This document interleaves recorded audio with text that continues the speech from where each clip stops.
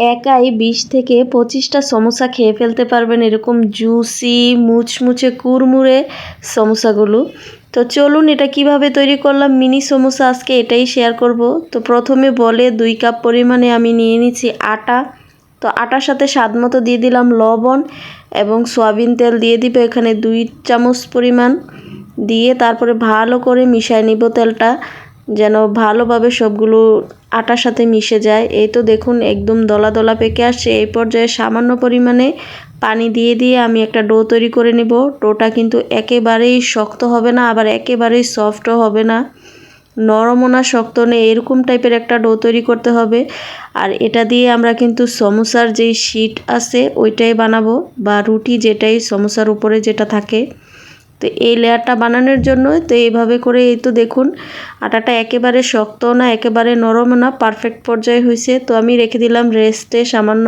তো 3টা আমি মাংসের টুকরা নিছি এখানে মুরগির, যেটা আমি কিমার মতো করে কেটে নিছি ছোট ছোট পিস করে। তো এগুলোকে প্রথমে একটা কড়াইতে তেল দিয়ে আমি একটু ভেজে নেব। তারপরে দিয়ে দিলাম 2 কাপ পরিমাণ পেঁয়াজ, যেহেতু সমুচার মধ্যে পেঁয়াজের পরিমাণটা একটু বেশিই থাকে। তারপরে দিয়ে দিলাম স্বাদ মতো লবণ এবং মরিচের গুঁড়া 1 চামচ পরিমাণ। তারপরে দিয়ে দিলাম গরম মশলার গুঁড়া 1 চামচ পরিমাণ, সামান্য একটু চাট মশলা দিয়ে এখন পেঁয়াজটাকে একেবারে আমি ভাজা ভাজা করব না, সামান্য সিদ্ধ হয়ে আসবে। এই পর্যায়ে আমি দিয়ে দিলাম কাঁচামরিচ কুচি আর ধনিয়া পাতা কুচি দিয়ে নেড়ে চেড়ে রেখে দিব। বাস, এই পুরটা আমাদের রেডি হয়ে গেল সমুচার। তো এখন আমি সমুচার জন্য যেই শীটগুলো এগুলো তৈরি করে নিব। তো আগে ডোটাকে একটু মথে নিয়ে আমি এখন লিচি কেটে নিলাম ছোট ছোট আকারে। তো এগুলোকে আমি গোল গোল রাউন্ড রাউন্ড শেপ করে, আমরা যে পুরি বানাই পুরির মতো করে মোটা লেয়ারের একটা প্রথমে আমি রুটির মতো তৈরি করে নিব।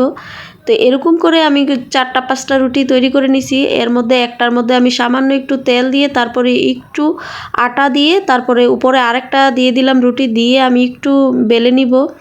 তো বেলে নেওয়ার পরে এখন আমি এগুলোকে ছেঁকে নিব। এখানে রুটিটা কিন্তু অতিরিক্ত ছেঁকা যাবে না, এই তো হালকা দুপাশ হয়ে আসলে তারপরে আমি রুটিটা উঠিয়ে নিব। তারপরে যেই রুটিগুলো বেলছিলাম এভাবে 2টা ভাগে ভাগ করে নিব। এই তো দেখুন শীটগুলো হয়ে গেছে। তো এরকম করে প্রতিটা শীটই আমি কিন্তু রুটিগুলো বেলে বেলে তৈরি করে নিছি। তো একসাথে করে আমি এখন একটা পিজা কাটার দিয়ে চারপাশ কেটে সমোসার যেই শেপ ওই অনুযায়ী আমি তৈরি করে নিব। আর এই শীটগুলো দিয়ে কিন্তু আপনারা চাইলে স্প্রিং রোল, সমুচা বা যে কোনো সিঙ্গারা যে কোনো কিছুই বানাইতে পারবেন। আর এটা ফ্রোজিং করেও রাখা যায়, একটা এয়ারটাইট বক্সে রেখে দিলে কিন্তু অনেক দিন পর্যন্ত ভালো থাকবে। তো তারপরে আমি এখানে গ্লু গামের মতো একটা তৈরি করে নিয়ে নিলাম 2 টেবিল চামচ পরিমাণে আটা আর সামান্য একটু পানি দিয়ে এটাকে আমি গাঢ় করে গুলে নিছি। তারপরে সমোসার শেপ দিয়ে নিব।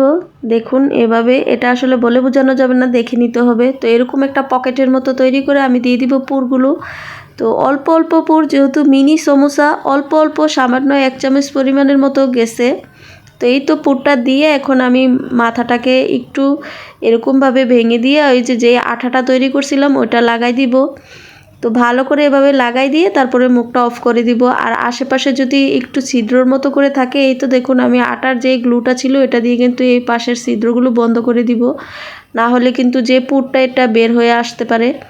তো এইভাবে করে বন্ধ করে দিয়ে প্রত্যেকটা মিনি সমোসায় আমি তৈরি করে নিব।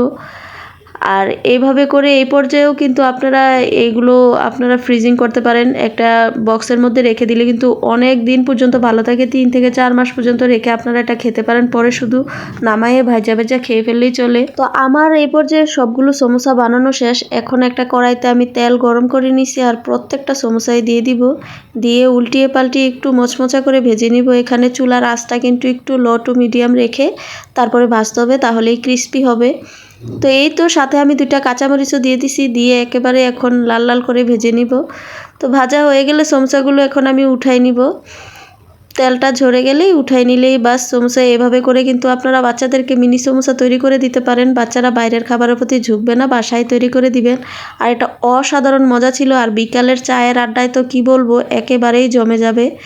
তো ভিতরটা দেখুন কতটা জুসি লাগছে আর ইয়াম্মি লাগছে, আপনারা অবশ্যই বাসায় ট্রাই করবেন।